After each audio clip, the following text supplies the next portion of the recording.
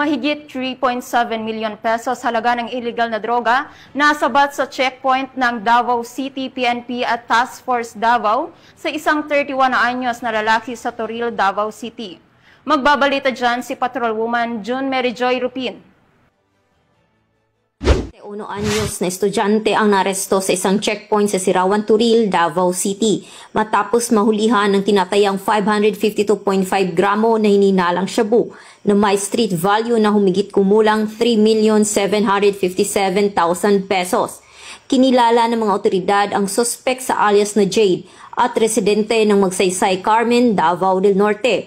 Nahuli sa dakong alas 4 ng hapon noong Oktubre 5 taong kasalukuyan sa isang joint checkpoint na isinagawa ng Task Force Davao at kapulisan ng lungsod.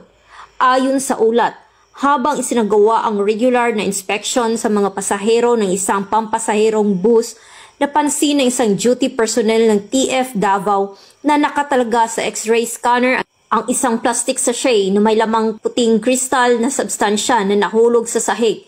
Agad itong nakatawag ng atensyon dahil sa kahinahinalang kilos ng suspek na labis na kabado at balisa. Nang lapitan ng isang personnel ang suspek ay agad nakita na nahulog na hininalang shabu at nang tanungin at kapkapan ito ay nadiskubre pa ang ilang sachet ng kaparehong substansya na nakatago sa kanyang baywang. Ang suspek ay kasalukuyang nasa kustudiya ng Toril Police Station at naharap sa kasong paglabag sa Section 11 ng Republic Act 9165 o Comprehensive Dangerous Drugs Act of 2002. Patuloy naman ang paalaala ng mga otoridad sa publiko na maging mapagmatsyag at makiisa sa kampanya kontra iligal na droga upang mapanatili ang kaayusan at kaligtasan sa rehiyon.